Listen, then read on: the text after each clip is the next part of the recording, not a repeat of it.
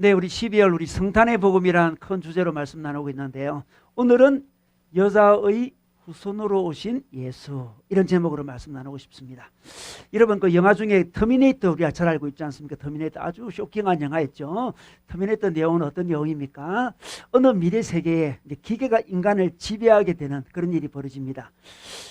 그때에 우리 인류를 구원하기 위해서 존 코너라는 이제 그 구원자가 등장하는데 기계들이 있잖아요. 기계들이 그가 태어나지 않도록 과거의 세계로 터미네이터를 보내가지고 이 존 코너의 어머니를 죽이려는 내용이 바로 그 영화 내용이에요. 여러분, 이 영화를 볼 때 성경을 패러디했다 그런 생각 들지 않습니까? 성경을 패러디한 거죠. 그거 성경에서도 여자의 후손이 세상을 구원하러 오신다 이렇게 이야기하고 있습니다. 여러분, 크리스마스는 여자의 후손이 오신 날이죠. 여자의 후손은 누굽니까? 바로 예수 그리스도죠. 그런데 왜 여자의 후손이라고 했을까요? 이런 모든 사람은 남자와 여자의 합작품 아닙니까? 그런데 왜 여자의 후손이라 했을까요? 왜 그랬을까요? 예수 그리스도는 남자의 개입 없이 동정녀 마리아가 성령으로 잉태했기 때문에 여자의 후손이다 이렇게 이야기하고 있습니다. 여자의 후손을 통해서 우리 인류를 구원한다는 이 말씀이 놀랍게도 창세기부터 등장합니다. 창세기부터 최초 여자 하와에게 이 말씀을 전해주죠. 하와가 죄를 지었습니다.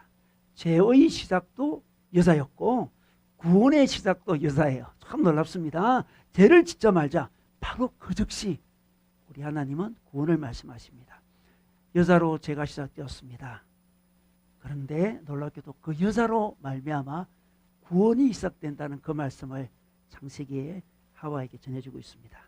그렇다면 여자를 통해서 어떻게 죄가 시작되었고 여자를 통해 죄가 어떻게 용서되는지 우리 오늘 창세기 3장 말씀으로 함께 나누고 싶습니다. 네, 봉독자가 우리 3장 말씀 읽어주겠습니다. 그런데 뱀은 여호와 하나님이 지으신 들짐승 중에 가장 간교하니라. 뱀이 여자에게 물어 이르되 하나님이 참으로 너희에게 동산 모든 나무의 열매를 먹지 말라 하시더냐? 여자가 뱀에게 말하되 동산 나무의 열매를 우리가 먹을 수 있으나 동산 중앙에 있는 나무의 열매는 하나님의 말씀에 너희는 먹지도 말고 만지지도 말라 너희가 죽을까 하노라 하셨느니라. 뱀이 여자에게 이르되 너희가 결코 죽지 아니하리라. 너희가 그것을 먹는 날에는 너희 눈이 밝아져 하나님과 같이 되어 선악을 알 줄 하나님이 아심이니라. 여자가 그 나무를 본즉 먹음직도 하고 보암직도 하고 지혜롭게 할 만큼 탐스럽기도 한 나무인지라. 여자가 그 열매를 따먹고 자기와 함께 있는 남편에게도 주매 그도 먹은지라. 이에 그들의 눈이 밝아져 자기들이 벗은 줄을 알고 무화과 나무 잎을 엮어 치마로 삼았더라. 그들이 그날 바람이 불 때 동산에 거니시는 여호와 하나님의 소리를 듣고 아담과 그의 아내가 여호와 하나님의 낯을 피하여 동산 나무 사이에 숨은지라. 여호와 하나님이 아담을 부르시며 그에게 이르시되 내가 어디 있느냐? 내가 동산에서 하나님의 소리를 듣고 내가 벗었으므로 두려워하여 숨었나이다. 누가 너의 벗었음을 내게 알렸느냐? 내가 내게 먹지 말라 명한 그 나무 열매를 내가 먹었느냐? 하나님이 주셔서 나와 함께 있게 하신 여자, 그가 그 나무 열매를 내게 주므로 내가 먹었나이다. 여호와 하나님이 여자에게 이르시되 내가 어찌하여 이렇게 하였느냐? 여자가 이르되 뱀이 나를 꿰므로 내가 먹었나이다. 여호와 하나님이 뱀에게 이르시되 내가 이렇게 하였으니 내가 모든 가축과 들의 모든 짐승보다 더욱 저주를 받아 배로 다니고 살아있는 동안 흙을 먹을지니라. 내가 너로 여자와 원수가 되게 하고 내 후손도 여자의 후손과 원수가 되게 하리니 여자의 후손은 내 머리를 상하게 할 것이요 너는 그의 발꿈치를 상하게 할 것이니라 하시고 또 여자에게 이르시되 내가 네게 임신하는 고통을 크게 더하리니 내가 수고하고 자식을 낳을 것이며 너는 남편을 원하고 남편은 너를 다스릴 것이니라 하시고 아담에게 이르시되 내가 내 아내의 말을 듣고 내가 내게 먹지 말라 한 나무의 열매를 먹었은즉 땅은 너로 말미암아 저주를 받고 너는 내 평생에 수고하여야 그 소산을 먹으리라. 땅이 내게 가시덤불과 엉겅퀴를 낼 것이라. 내가 먹을 것은 밭의 채소인즉 내가 흙으로 돌아갈 때까지 얼굴에 땀을 흘려야 먹을 것을 먹으리니 내가 그것에서 취함을 입었음이라. 너는 흙이니 흙으로 돌아갈 것이니라 하시니라. 아담이 그의 아내의 이름을 하와라 불렀으니 그는 모든 산자의 어머니가 됨이더라. 여호와 하나님이 아담과 그의 아내를 위하여 가죽옷을 지어 입히시니라. 아담과 하와는 하나님이 최초로 창조한 인간입니다. 하나님은 인간을 다른 피조물과 달리 특별한 존재로 창조하셨죠. 어떤 존재로 창조했습니까? 성경에 보니까 하나님의 형상으로 창조했다 이렇게 말씀하고 있습니다. 하나님 형상이라는 게 어떤 의미입니까? 하나님 형상이라는 것은 먼저 하나님과 교제하는 존재다 이런 의미입니다. 두 번째는 하나님 형상이라는 것은 다른 피조물을 다스리는 존재다 그런 말씀이에요. 이렇게 다른 피조물을 다스리고 하나님과 교제하는 존재로 하나님 형상으로 인간은 창조되었습니다. 그래서 인간은 하나님과 깊은 사랑의 교제를 나누었죠. 하나님과만 사랑의 교제를 나눈 게 아니고 인간끼리도 사랑의 교제를 나눴습니다. 특별히 아담은 하와를 향해서 내 뼈 중에 뼈, 내 살 중에 살이라고 하면서 자기 몸처럼 사랑했습니다. 두 사람은 깊이 사랑했죠. 에덴 동산에 그들은 살고 있었는데 에덴 동산의 환경은 더없이 아름답고 풍요로웠습니다. 그들은 행복하게 살고 있었습니다. 그런데 에덴 동산에는 하나님이 제한하신 한 가지 제약이 있었습니다. 그것은 동산에 있는 모든 나무 열매는 마음껏 먹을 수 있으나 동산 중앙에 있는 선악과는 먹지 말라고 하셨습니다. 그들은 하나님을 신뢰했습니다. 그래서 굳이 질문하지도 않았습니다. 묻지 않았습니다. 당연히 말씀에 순종했죠. 그런데 어느 날 뱀이 하와에게 찾아와서 유혹을 했습니다. 선악과를 먹으라는 유혹을 했죠. 뱀의 유혹의 방법은 비교의식을 심어주는 거였습니다. 선악과를 먹으면 눈이 밝아져서 하나님처럼 된다는 거예요. 하나님과 비교하는 거죠. 너도 하나님이 될 수 있다는 걸 이야기하고 있습니다. 그런데 이 비교의식이 하와의 마음속에 들어가자 하와야는 선악과를 보는 마음이 달라졌습니다. 그동안 선악과는 별 감정 없이 마음 없이 쳐다보는 그냥 나무 열매였습니다. 그런데 어느 날부터 선악과를 바라볼 때 먹음직도 하고 보암직도 하고 지혜롭게 할 만큼 탐스럽기도 한 나무로 바뀌었습니다. 하와는 결국 선악과를 따먹게 되었고 하와는 혼자 그 엄청난 일을 할 수가 없어서 남편을 끼워서 함께 선악과를 먹게 되었습니다. 아마 아담의 마음속에도 선악과를 먹고 싶은 마음이 있었는지도 모르죠. 비교하는 마음이 생긴지 모르겠습니다. 그런데 그들이 먹은 선악과는 어떤 나무입니까? 말씀해 보니까 선과 악을 알게 하는 나무다 이렇게 말씀하고 있는데 이것은 선과 악을 결정하는 나무다 이런 말입니다. 선과 악을 누가 결정합니까? 하나님이 결정합니다. 그런데 인간이 선악과를 따먹는 것은 선과 악을 자기들이 결정하겠다는 거예요. 우리가 인생 살아가다 보면 여러 가지 이슈들이 등장하잖아요. 그 이슈들을 바라보면서 그 문제는 이렇게 하면 선이고 이렇게 하면 악이다. 그것을 인간이 결정한다는 거예요. 자기 인생에 대해서도 마찬가지죠. 자기 인생에 대해서도 내가 이 직장에 취직하면 선이고 이 직장에 떨어지면 악이다. 자기가 결정하는 거예요. 이 학교에 다니면 선이고 이 학교에 다니지 못하면 악이다. 자기가 결정하는 겁니다. 결혼은 언제까지 하는 게 선이다. 아이는 언제까지 가져야 되는 게 선이다. 자기가 결정합니다. 이렇게 하는 것이 행복이고 이렇게 하는 것이 불행이라는 것을 자기가 결정하는 거죠. 이것이 바로 하나님과 비교하는 거고 하나님과 경쟁하는 겁니다. 하나님 뜻, 하나님 인도보다 자기 주장을 더 앞세우는 거 이것이 바로 하나님과 비교하고 경쟁하는 거죠. 바로 선악과를 먹는 행위입니다. 이 선악과를 먹음으로 말미암아 바로 인간은 불행이 시작되었습니다. 이게 바로 죄의 본질이라 할 수 있습니다. 고통이 시작되었습니다. 여러분 그 김미경 씨라는 분 아시죠? 김미경 씨라는 분, 우리나라 최고의 자기 개발 전문가죠. 저는 이분의 책도 많이 읽고 이분의 강의도 많이 들었습니다. 아주 유익한 내용이 많습니다. 그런데 이 강의 중에 있잖아요. 그분의 강의 중에 이분이 기독교인 집안의 분이다, 그런 걸 눈치챌 수 있었습니다. 그분의 부친은 장로님이고 그분의 모친은 권사님이라고 했습니다. 그런데 그 강의에서는 기독교인의 정체성, 기독교인의 가치관이 잘 드러나지 않았습니다. 그냥 자기 열심으로, 자기 노력으로 성공하자, 이 모습이 강하게 어필되었습니다. 그녀는 자기 강의에서 이런 이야기를 했습니다. 자기 속에는 어떤 엔진이 있다고 이야기했습니다. 아주 강한 엔진이 있대요. 이 엔진은 어릴 적 결핍을 먹고 자라났대요. 그 가정이 굉장히 가난한 가정이었거든요. 결핍을 먹고 자기 마음에 엔진이 생겼다는 거죠. 이 엔진은 수많은 목표와 꿈을 만들어 갖고 자기 몸과 마음을 움직여서 그 꿈을 이루게 해 주었다, 이렇게 이야기하고 있습니다.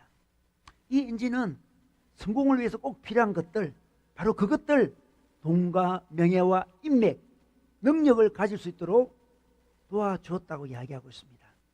그래서 자기 마음속에 있는 이 엔진을 그는 잇 마인드라 불렀습니다. 잇, 그것 마인드라 불렀습니다. 근데 자기 마음속에 있는 이 마인드는 현실에 만족하고 안주하는 법이 없었습니다. 늘 새로운 목표, 새로운 꿈을 제시했습니다. 그걸 이루도록 강하게 밀어붙였습니다. 이 과정을 거치면서 그는 저절로 이 마인드의 선수가 되어버렸습니다. 30년 동안 우리 대한민국 사람들에게 꿈과 열정과 용기를 주는 강사로 살아가게 되었습니다. 그런데 이분이 코로나 지나면서 크게 바뀌었습니다. 그런데 열심히 살면 살수록 내 인생은 불행해졌다.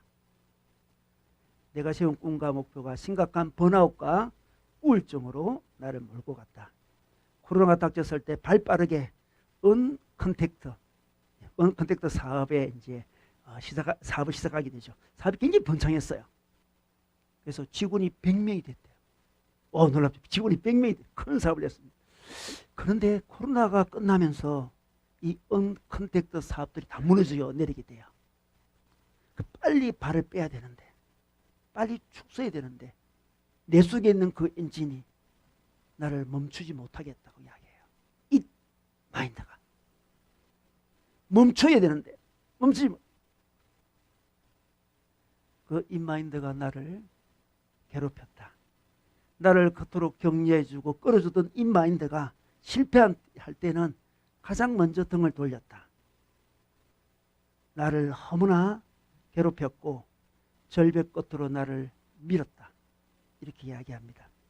이 사업에 실패하면 차라리 죽는 것이 낫다. 이렇게 내 마음에 그 인마인드가 계속 속삭였다고 이야기합니다. 그러다가 어느 날 기독교 가정이라 했잖아요. 그죠? 그 친언니가 목사님이에요. 이번에 자기 친언니한테 전화가 왔대요. 자기 언니는 늘 자주 전화해서 자기한테 기도해 준다고 이야기를 했대요. 이경아 기도해 줄게 이러면 자기가 늘 이렇게 이야기했대요. 언니 나를 위해서 기도하지 마. 기도 안 해도 돼. 나는 내 힘으로 잘 살 테니까 걱정 마. 다른 사람들 위해 기도해 줘. 이렇게 늘 했다. 그날도 친언니가 전화 왔어요. 근데 너무나 자기가 침체되어 있었기 때문에 언니 전화가 너무 반갑고 기뻤어요. 언니 반갑게 받았어요. 나 좀 도와달라고 반갑게 받았습니다. 근데 그 언니가 잘못 전화한 거였어요. 여러분 김미경이라는 이름은 아주 흔한 이름이잖아요. 자기 교인 중에 교인에게 전화했는데 잘못 자기 여동생한테 전화한 거예요. 긴 시간 통화를 했습니다. 언니의 기도도 받았습니다. 그때부터 자기 마음속에 다른 엔진이 생긴 거예요. 그것을 그는 그래서 이 책에도 나오지만 딥마인드, 깊은 마인드, 이게 이제 일반 서적이니까 깊은 마인드라 했는데 사실은 하나님의 음성을 이야기해요. 지금까지 이 마인드가 자기를 이끌었는데 그것이 나를 이끌었는데 내 마음속에 다른 음성이 있었다는 걸 알게 되었습니다. 하나님의 음성이었죠. 이 마인드는 자기를 끝없이 밀어붙였지만 사정없이 배신도 했지만 내 마음 깊은 곳의 딥마인드는 하나님의 음성은 어떤 상황에서도 나를 사랑한다는 음성이었다고 이야기하고 있습니다. 새로운 엔진이 자기 마음에 장착이 됐습니다. 나의 죄를 뛰어넘는 놀라운 통찰과 지혜를 주는 딥마인드가 마음에 생겼다고 이야기합니다. 이 엔진의 음성을 들으며 이 딥마인드의 엔진의 음성을 들으면서 자기는 회사의 위기를 극복하게 되었고 무심했던 가정 분위기도 바뀌었다고 이야기합니다. 참 자기는 가정이 좀 무심했대요. 어느 날 자기가 자기 집에 있으니까 남편이 있네 이러더래요. 있네. 놀라면서 있네 이렇게 깜짝 놀라더래요. 막내딸도 자기 보고 있네 엄마 이렇게 자기가 인내가 돼. 인내. 늘 없던 엄마였는데 아내였는데 인내가 돼. 인내. 서먹서먹한 남편과의 관계도 아주 사랑의 관계로 바뀌고 막내 사랑은 했지만 잘 돌보지 못한 막내 돌볼 수 있게 되었다고 이야기했습니다. 여러분 김미경 씨는 사실 지금까지 하나님과 경쟁하고 있었죠. 기도로 기도해 안 해줘도 돼요. 제 힘으로 살겠습니다. 제가 하나님보다 선악을 더 잘 분별하고 제가 더 성공의 길은 더 잘 알고 있고 제가 어떻게 살아야 될지 하나님보다 더 잘 압니다. 하나님보다 더 지혜로운 자였죠. 하나님보다 자기 능력을 믿는 자였습니다. 그게 바로 선악과를 먹는 거죠. 선악과를 먹는. 딥마인드 엔진을 거부하고 인마인드 엔진으로 살아왔습니다. 그것이 성공의 길이고 행복의 길이라고 여겼습니다. 성공, 행복, 그에 대해서는 자기가 전문가라고 생각했죠. 어느 날 자기 마음 깊은 곳에 계셨던 그 하나님이 드러나게 된 거죠. 그 고난 가운데서 미경아 내가 있다. 내 음성을 들으라. 그 글이 바뀌면서 이 책을 저술했는데 이 책에 보면 기독교적인 내용은 거의 없습니다. 싹 뺐으면 싹 빼고. 여러분 선악과를 먹는 하와의 모습이 우리의 모습일 수 있습니다. 우리가 하나님과 비교한다면 하나님과 경쟁한다면 우리는 선악과를 먹고 있는 거죠. 그것이 불행의 시작이고 고통의 시작이죠. 제 생각에 이분 좀 지나면 새롭게 와서 놓을 것 같아요. 제 생각에는 제가 예언하건대 새롭게 와서 놓을 것 같아요. 네. 이렇게 선악과를 먹자 아담과 이브는 자기가 벗은 줄을 깨닫게 됩니다. 이 벗었다는 게 뭡니까? 옷을 벗었던 거죠. 옷이 없이 살은 거죠. 이거는 뭐냐면 다른 사람과 분리가 생겼다는 거예요. 그동안은 투명하게 자기를 다 보여주며 살았습니다. 여러분 애기들은 엄마 아빠 앞에 벗은 줄 모르고 막 다니잖아요. 그죠? 엄마 아빠와 하나 되어 있기 때문에 전혀 부끄럼도 없어요. 자기들은 벗은 줄 몰랐습니다. 하나였기 때문에. 그런데 선악과를 먹자 말자 벗은 줄 깨닫게 되었습니다. 부부지만 서로 숨기는 관계가 되었습니다. 급히 무화과 나뭇잎으로 치마를 만들어 입었습니다. 하나님께도 숨기는 자가 되었습니다. 숨는 자가 되었습니다. 정말 하나님과 끄리낌 없이 사는 투명한 인생을 살았는데 어느 순간부터 두려워서 숨었습니다. 하나님이 찾아오자 아담은 제가 두려워서 숨었다고 이야기합니다. 무화과 나무 잎으로도 차마 하나님 앞에 나갈 수 없었거든요. 부끄럽고 두려웠습니다. 부끄럽고 두려웠어요. 이 부끄러움과 두려움을 해결하기 위해서 그들은 어떻게 했습니까? 아담은 다른 사람 탓을 합니다. 이게 책임 전가라 그래요. 사람은 수치감과 두려움을 해결해야 되거든요. 그냥 견딜 수가 없습니다. 그래서 책임 전가를 하는 거죠. 그래서 하나님이 왜 선악과를 먹었냐 물어봤을 때 하나님이 주셔서 나와 함께 한 여자 이렇게 이야기합니다. 하나님이 내게 주신 12절에 하나님이 정말 잘못하셨어요 이 말이죠. 하나님이 왜 이런 여자를 제 곁에 두셨습니까? 하나님 탓하고 하나님께 책임 전가를 합니다. 책임 전가를 해요. 하와에게도 책임 전가합니다. 여자 이 3인칭을 그동안은 내 뼈 중에 뼈, 내 살 중에 살 자기잖아. 자기 1인칭으로 부르다가 3인칭으로 바뀌는 거예요 지금. 여러분 우리 애인에게 자기라 부르잖아요. 자기가 이게 1인칭입니까 2인칭입니까? 그죠?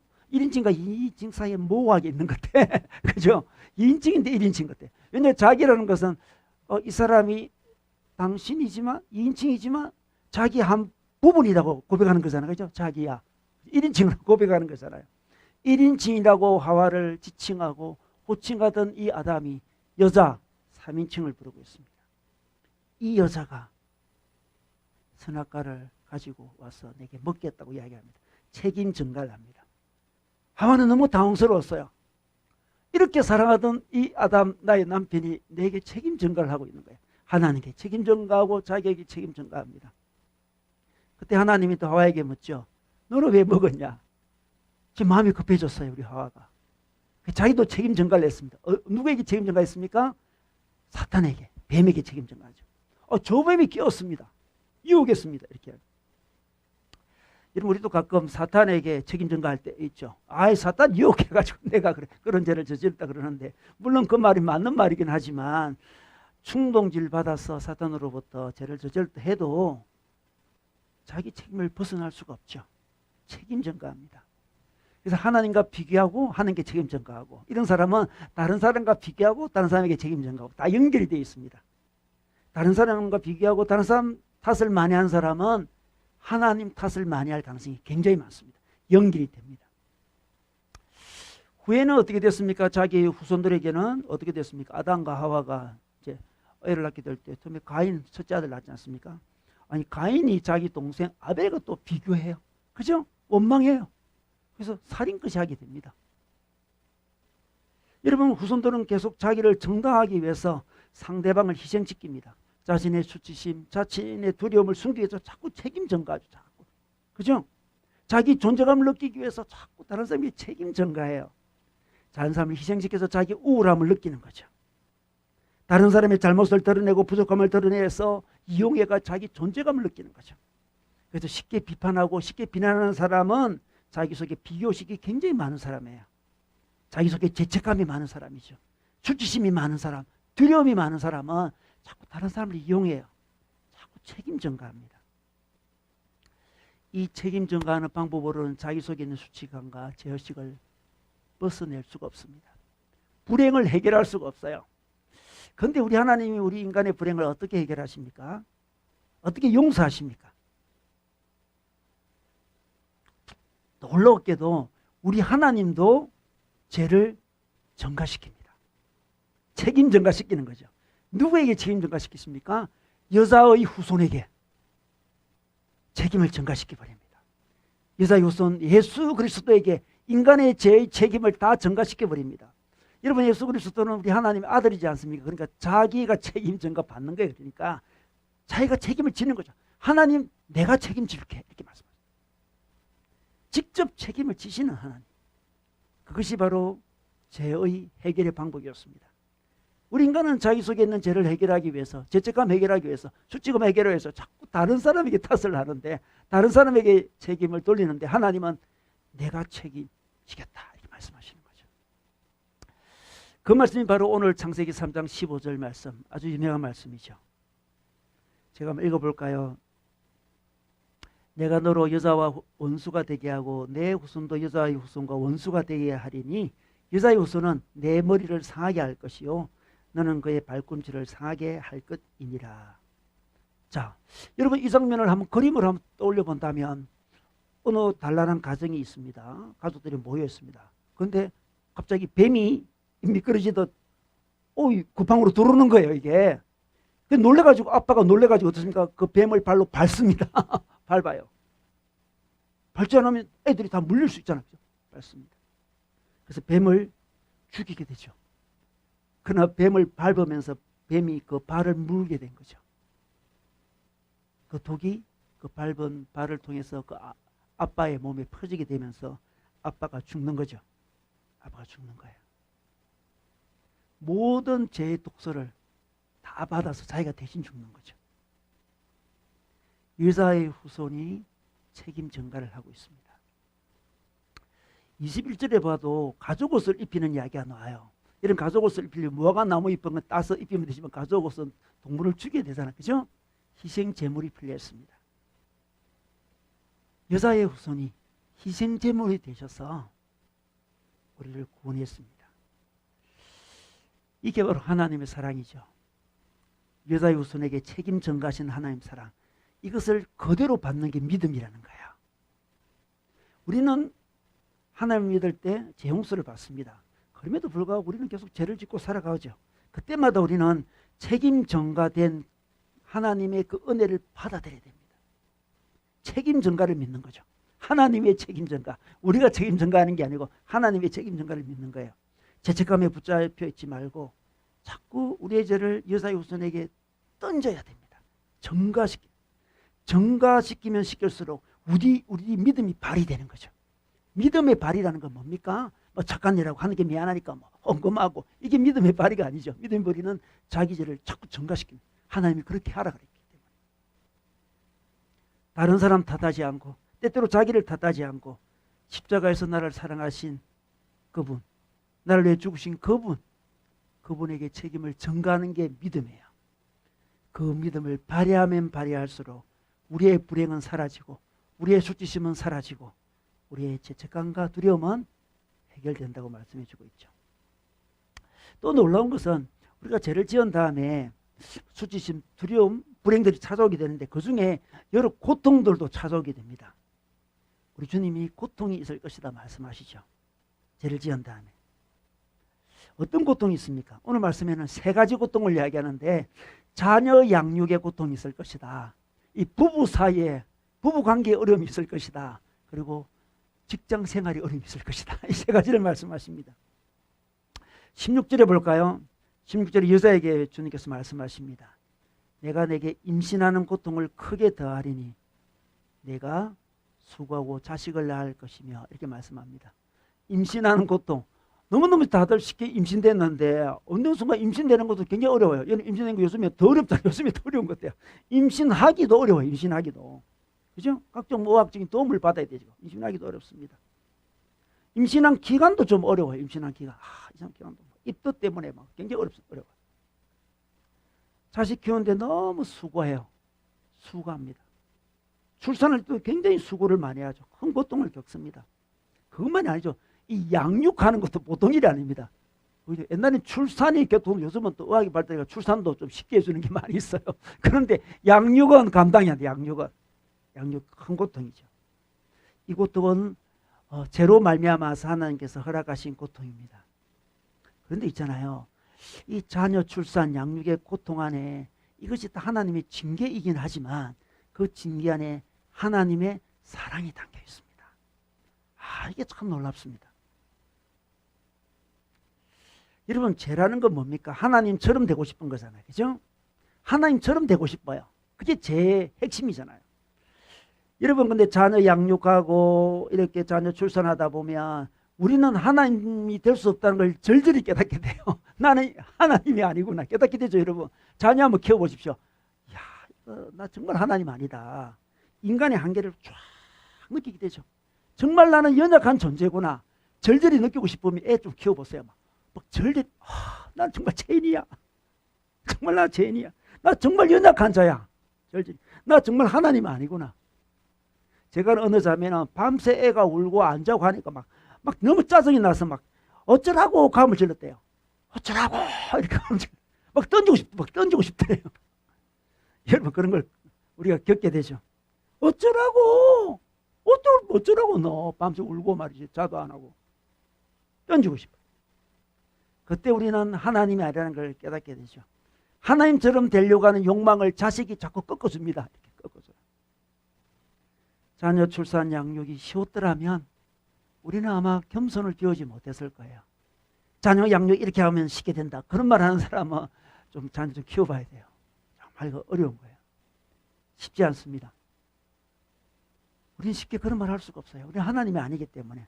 저도 사실 자신 없어요. 저도 애들도 거의 다 컸지만 자식 은혜로 키웠죠. 하나님께서 제게 딸을 왜 안 줬었냐 한번 생각해 봤는데 제가 키울 능력이 없다고 이렇게 말씀하시는 것 같아요. 저는 그 능력이 없는가 봐요. 딸은 좀 어렵다. 나는 키우기 좀 어렵다. 이렇게 안 주셨다 생각해요. 좋아하지만 능력이 없어 안 주신 것 같아요. 근데 손녀는 자신 있습니다. 손녀는 제가 안 키워도 되니까 이쁘면 하면 되니까. 그죠? 손녀는 아무 문제 없어요. 네, 손녀는 아무 문제 없는 것 같아요. 여러분, 자녀 양육의 고통은 우리가 자기 죄를 억제하는 하나님의 큰 장치를 할 수 있습니다. 자녀 양육하다 보면 죄를 지을 기회도 없고요. 시간도 없어요. 여유도 없습니다. 돈도 없어요. 그죠? 참 놀란 거예요. 하나님의 징계 속에 있는 사랑이죠. 그리고 자녀 양육하다 보면 절제하는 하나님의 그 은혜도 받지만 절제만 있는 게 아니죠. 양육 중에 출산 중에 하나님이 기쁨을 주십니다. 고통스러운데 기쁨이에요. 출산도 막 너무 고통스럽고 근데 탁 태어나면 엄청난 기쁨이 몰려오잖아요. 엄청 기쁨이 몰려옵니다. 이게 뭡니까? 하나님의 사랑이죠. 고통도 사랑이고 그 안에 기쁨도 사랑이에요.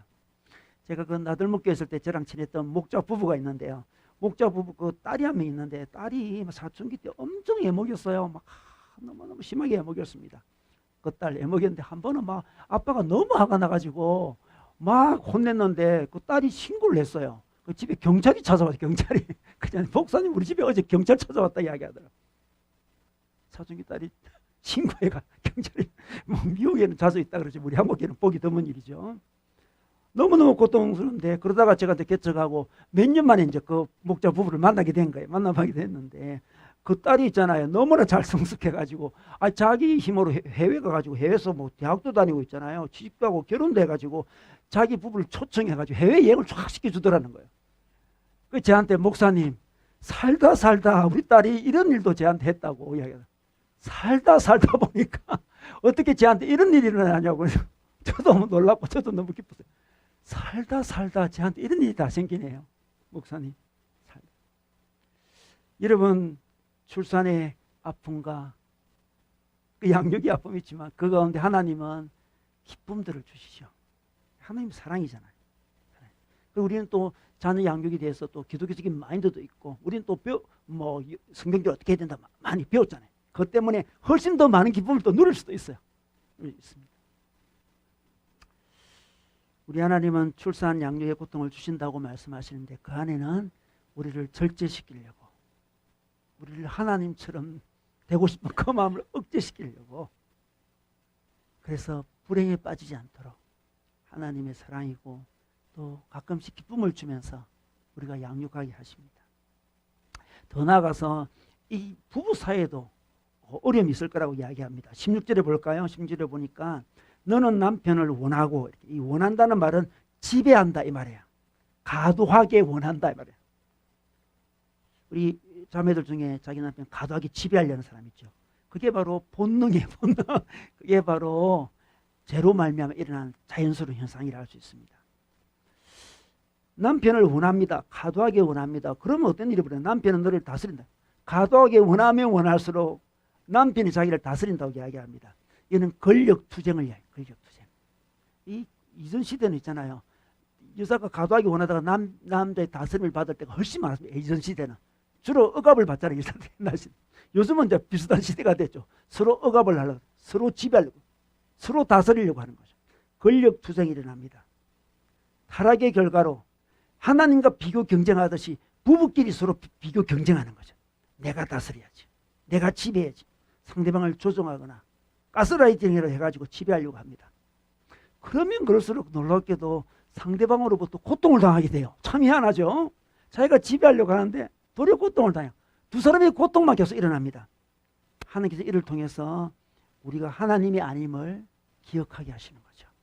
하나님, 나는 사람을 통제하거나 다스리거나 조절할 수 없다는 걸 딱 깨닫게 됐어요. 나는 그런 능력이 있는 존재가 아니고 부부 사이는 서로 섬기는 사이구나. 그래야 행복하구나. 그걸 깨닫게 해주시는 거죠. 막 자기가 다스리고 자기가 통제하고 그러면 자기가 하나님처럼 되지 않겠습니까? 막 통제하는데도 반응도 별로 없어요. 마구 통제가 돼. 그죠? 권력투쟁이 일어나지 않아요. 그럼 점점점 제약 속에 빠져들어가겠죠. 그래서 부부 사이에 갈등이 막 일어나는 거죠. 여러분 부부 사이는 우리를 참으로 겸손케 하죠. 참으로 겸손케 합니다. 그죠? 그 어려움이 있기 때문에 우리를 겸손케 하는 거죠. 우리는 하나님이 아니거든요. 그래서 제가 늘 너희 남편은 하나님이 아니다. 늘 얘기하죠. 하나님께 요구할 것을 남편에게 요구하지 말라. 하나님께 요구해야 될 것을 아내한테 요구하지 말라. 우리는 과도하게 요구하잖아요. 그 지배하는 거거든. 그게 바로 내한테 딱 맞게 해달라는 거죠. 내한테. 우리 주님에는 그렇게 해줄 수 있는 존재가 없어요. 근데 연약한 남편에게, 연약한 아내에게 요구하는 거죠. 과도하게 요구하죠. 과도하게 요구하고. 그게 상대방을 억압하는 거고요. 다스린 거고 조정하는 거죠. 이렇게 하면 할수록 더 고통이 임한다는 거예요. 하나 되지 못하고 사랑하지 못하고 내 뼈 중에 뼈, 내 살 중에 살, 이런 말을 주고받을 수 없는 관계로, 아픔의 관계로 넘어가 버리는 거죠. 그래서 하나님은 우리 부부에게 고통을 허락하십니다. 서로 지배하고 다스리려는 욕망이 막 일어나지만 자기 마음대로 하고 싶고, 그죠? 자기가 조정하고 싶고 그런 마음이 막 일어나지만 하나님께서 그러면 그럴수록 고통이 많은 걸 알게 해주셔서 겸손히 내려놓게 해주시고, 내가 우리 남편을, 우리 아내를 지배하지 말아야지, 나는 오직 사랑하고 섬겨야지 하면서 두 사람이 하나 되어서 천국의 맛을 보게 되는 거죠. 그러므로 부부 사이에 고통이 있는 건 너무 당연한 거예요. 타락한 이후로 부부 사이에 고통이 너무 당연한 거죠. 워낙 성숙하고 은혜가 많아서 고통이 별로 없는 것은 너무나 감사한 일이지만 보통은 부부 사이도 고통이 있을 수밖에 없습니다. 그러나 그 고통 중에 우리는 이것이 바로 하나님의 사랑의 장치이구나, 이렇게 나를 겸손케 하기 위해서, 내가 하나님이 아님을 알게 하기 위해서 하나님께서 이 장치를 마련했구나. 참 부부 사이가 좀 불편하네요. 우리 남편이 내 뜻대로 잘 안 되네요. 우리 아내가 내 마음대로 잘 안 되네요. 그걸 느낄 때마다 좌절하지 마시고 나를 겸손케 하시는 하나님의 사랑으로 받아야 된다는 거죠. 더 나아가서 아담에게 하나님은 평생에 수고해야만 그 소산을 먹을 것이라고 17절 이야기하고 있습니다. 그들이 타락하기 전에는 수고 안 해도 마음껏 아름다운 열매를 마음껏 먹을 수 있었습니다. 그런데 이제 타락한 이후에는 땅이 황폐화되기 때문에 수고해야 됩니다. 얼굴에 땀을 흘려야만 겨우 먹고 살게 되었습니다. 노동에 고통이 따르게 되었죠. 여러분, 직장생활 고통스럽죠? 직장생활 고통 안 쓰는 사람 있습니까? 없습니다.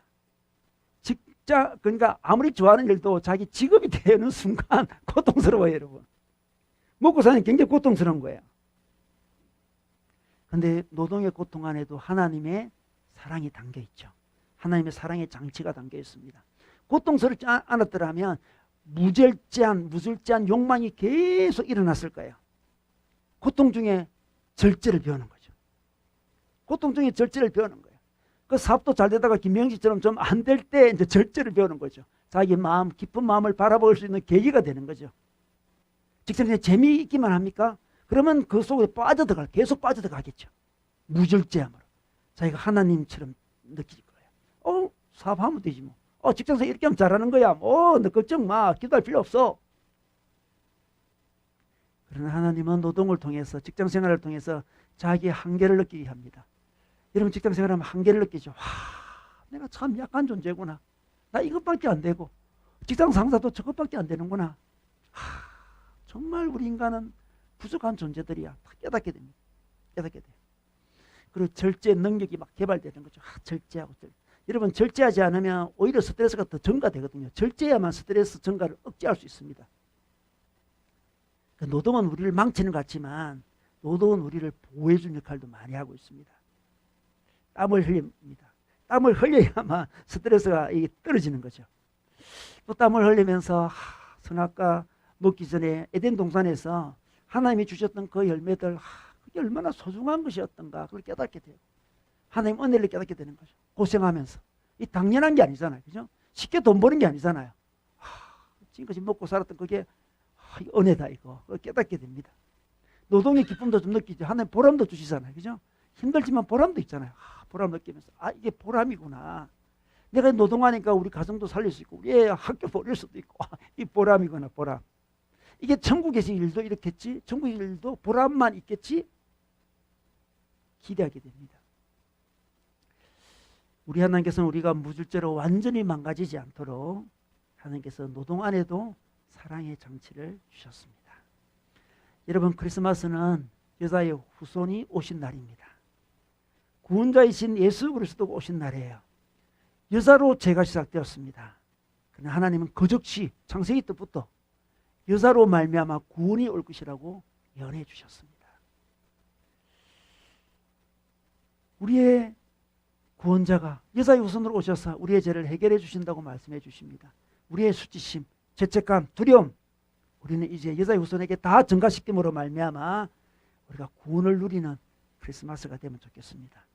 죄로 말미암아 자녀 양육에 어려움도 있고 고통도 있고 부부 사이에 고통도 있고 노동, 직장에서의 고통도 있지만 그 속에서 하나님의 사랑도 발견하는, 하나님의 절제도 발견하는 이번 크리스마스 되시기를 우리 주님의 이름으로 축원합니다.